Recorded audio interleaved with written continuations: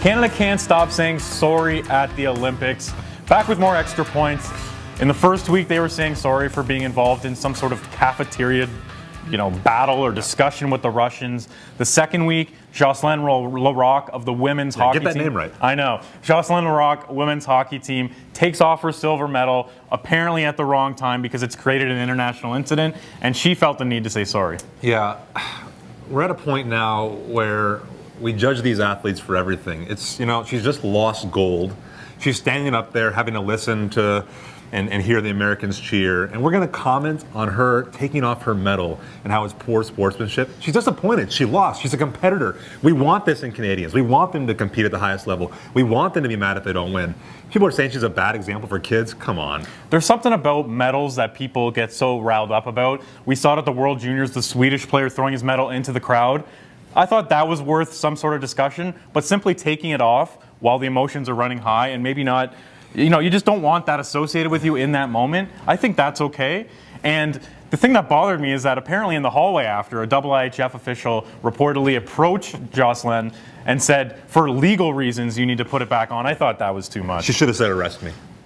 Next up, it's a matter of not sticking to sports, but maybe sticking to politics, because there's some Quebec politicians that have decided to stick their nose into the Olympics and demand that certain names that are not pronounced with a French accent be pronounced with a French accent during the Olympics. Yes, we got to unpack this just a little bit, because even I'm still a little bit confused about this.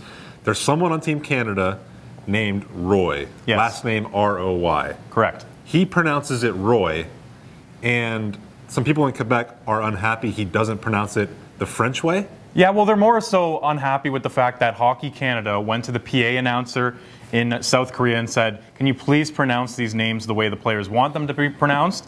And that got back to Canada, and some Quebec politicians thought, hey, if it's a French name, pronounce it with a French accent.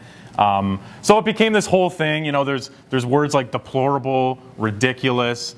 They seem stunned in Quebec that a guy like Derek Roy would want his name to be pronounced Derek Roy on a huge stage like the Olympics. Something has to be lost in translation here, because as far as I can tell, Hockey Canada basically went and said, just pronounce names the way the players want them pronounced. Yes. The players should be able to have their names pronounced however they want. You would think. So, what's the story here? From one outrage to another, the men's hockey team playing in the bronze medal game after losing to Team Germany in the semifinal. Not exactly a powerhouse to bow out to. No, but people are using the word outrage. I'm not sure how many Canadians are outraged about this, because the expectations going into this tournament, the build-up, it wasn't really there. There's no NHLers playing. For me, it's always going to come back to that and how they created this World Cup of hockey in order to kind of stem the tide. But the World Cup of hockey for me is a joke. The world champion should be the Olympic champion in hockey. I don't know if Gary Bettman wins by this result, or if he loses because hockey fans are a little sour about what's going on at the Olympics. But what has happened here is that this tournament has been completely watered down, and Canada, really the marquee nation, and you could argue the U.S., who are also out, are not playing for gold. So it's kind of what we expected in a way, but not Germany to be the team to defeat Canada. I would just add this. I like what men's soccer does in the Olympics, where they make it a U21 tournament. You can have a few overage players. I think that would give me reason to watch and care about it, just to see some of the best young players in the world go toe-to-toe.